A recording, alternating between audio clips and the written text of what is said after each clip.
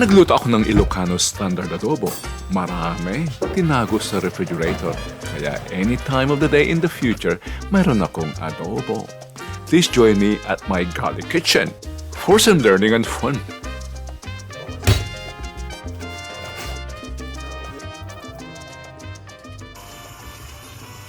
Delikado. To be honest, natatakot ako sa procedure na yun. Kaya, kung kayo ay takot din magtaga-taga ng manok, bumili na lang kayo ng pre-cut or ipa-slice ninyo sa palengke. If they included service. By the way, magandang gabi. Welcome to Romulo's Kitchen and Garden. We'll be cooking tonight. Simple ito. Simpleng-simple. Chicken adobo. Ito yung lasa na akin hagis na kaya i-share ko. This is how my mother used to cook it. At dadagdag ko na rin yung mga natutunan ko sa ibang bahay. Shout out sa mga taga Bicol because I've adopted a technique from Bicol. So, igisa lang natin. Let's have a close-up of the pan. Igisa lang natin igisa. Ipadaan natin sa mantika. Ito ay 2 kilo chicken thigh. Liniitan ko ng mga cut para ma-absorb niya mabuti yung sauce dahil adobo nga ito. Ay. So ito yung ating ricado. Ipakita natin yung ricado. We have onion, garlic, and just small amount of ginger. Pansinin nyo na yung ginger, maliliit ang aking pagka-cut para kaya natin siyang ihiwalay sa putahe. Ayaw nating manguya yan. The use of ginger here is just to, suavizar. Ang gamit ng ginger dito ay para lang mabawasan yung amoy ng manok. Meron siyang sariling amoy na gusto nating takpan ng konti. Hindi to Japanese flavor na kagaya ng teriyaki na may ginger. Okay. Yun ang purpose. Close up na ngayon dahil tayo ay mag-stir fry.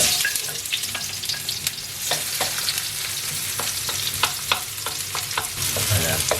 Ang tanong ay hanggang kailan mo igisa yung sibuyas? There are two ways of using onion in a dish. Fully caramelized, yung talagang transparent na siya or translucent, or yung medyo hilaw-hilaw pa. Iba ang magiging lasa nun. We prefer it to be in the more caramelized. Medyo translucent siya ng konti. Kagaya, ipakita natin yung steak na yun. Yan. Some more. And then we add the ginger and the garlic. Yan.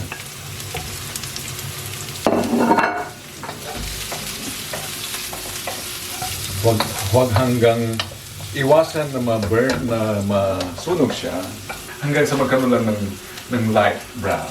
So, pwede natin ilagay ang manok.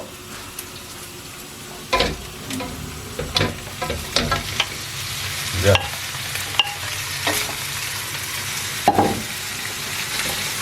Iikot-ikot lang natin siya.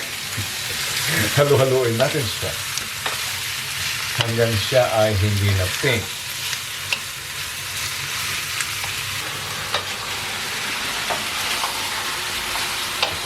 Okay, ulitin ko, itong ating style ng adobo na to ay style ng pangkaraniwan sa Lutong.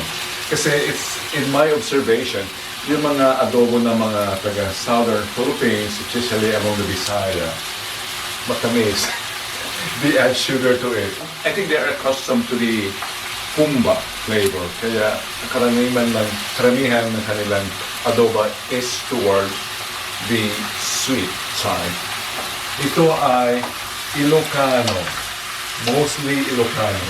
Meron akong kaibigan na taga Bulacan. Sabi niya, shout out to Mike, yung mga Ilocano ang tapang-tapang magsalita. Kasi the accent. Sa mga richness talaga ng mga strong na terms. I can understand that.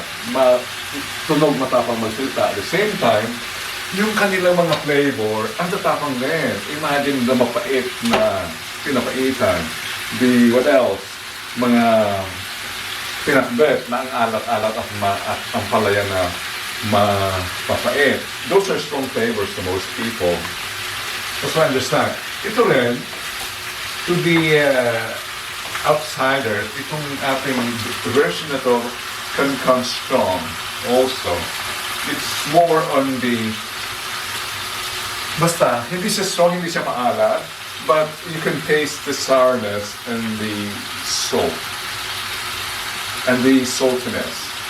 Although it's not strong, it's just more pronounced. Ganun ko sabihin. Compared to the lasa ng mga iba.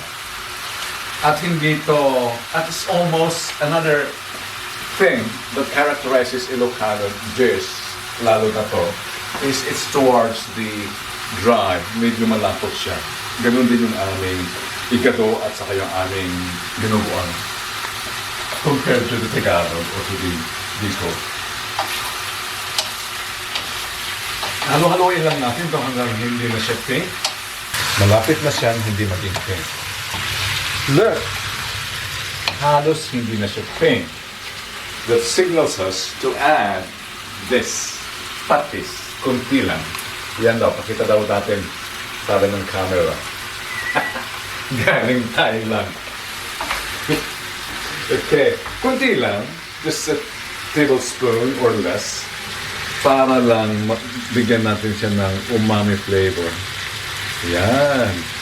This will do the trick. Hindi ko alam kung anong magic meron ang patis. Maalat siya, pero kung naidadagdag siya sa pagkain, magiging sweet. Meron nga lang siyang amoy at this point.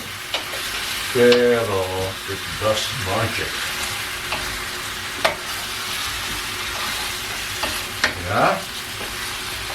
Now, dito na ako. Ito ay sarili kong style ha, hindi ko natutunan sa bahay. Anong una? Soya sauce or vinegar. Natutunan ko na tong style. Mas maganda ang magiging resulta. Kanya-kanyang style yan. O soya sauce or vinegar muna. But to me, I've learned to add vinegar first. Yan daw, marakatin niya. Walang hindi ito ba yan, ha? So, gaano kadami? Pakita ko lang karami. Tingnan niyo ako maglagay. I usually use this much. Ganyan. Sa 2 kilo. Sige po yan.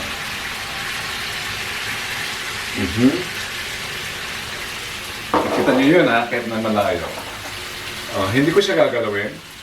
Careful, careful. I mean, yung karne hindi ko gagalawin. Hayaan ko lang siyang kumulo. Para, kasi ito rin natutunan ko, kung gagalawin mo siya, hindi ko siya kumulo, magiging maasim, hilaw yung suka. Hindi ko alam kung paanong eksplikasyon yun. Bayaan lang yung suka na kumulo para yung asido niya ay mag-evaporate. By the way, kung napansin niyo malinaw ang ating video, although kung minsan may problema yung camera na mag-adjust. We are shooting in 4K para kung pinanood nyo ito sa television, maging maganda. Almost professional level. Kaya hanggat maaari, inaayos ko rin yung aking pagsasalita na parang professional. Warm greetings from Holland. Yun, napansin nyo, yun ay talagang what I call bristly boiling. Yung talagang gumukulo ng malakas. Okay, nadagdag na natin yung suka. I almost made a mistake. Dagdagan natin ng soya sauce. Ito yung natutunan ko sa Bicol. Yan, sa mga maurago nating friend. Mula noon, yun na aking naging standard. For every kilo, they use this much.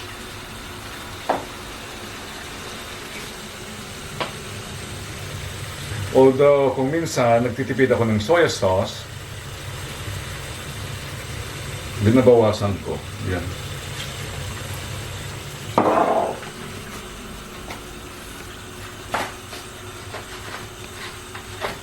And we add this. Pamintang buo. Ayan. Bagong-bago. Ayan, naglagan natin ng marami. The more pepper you add, the more French it will approach. Yeah. Although this is Ilocano style, ha? Lagyan din natin siya ng konting aromatic herb. Lagyan natin ng laurel. Ito ay galing sa ating garden. Siyempre naman, gardening channel tayo. Let's feature our harvest. Yan.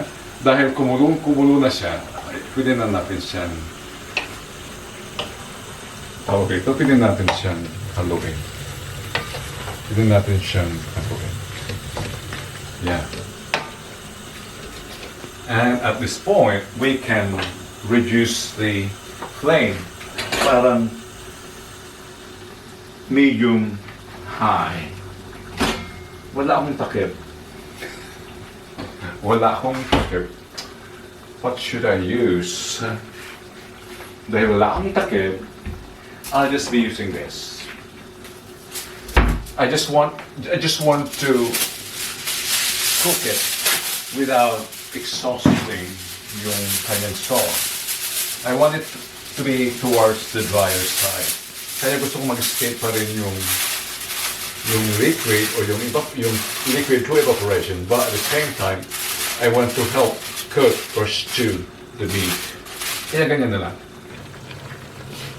Around 20 to 30 minutes na low, ganyan, luto na to at tuyo na.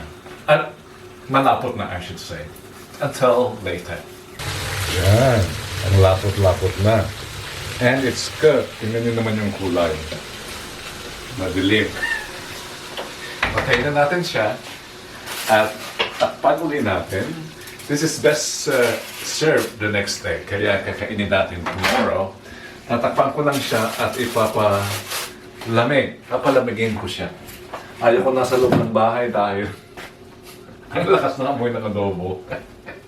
So I'll bring it outside and have it cool outside. Yeah.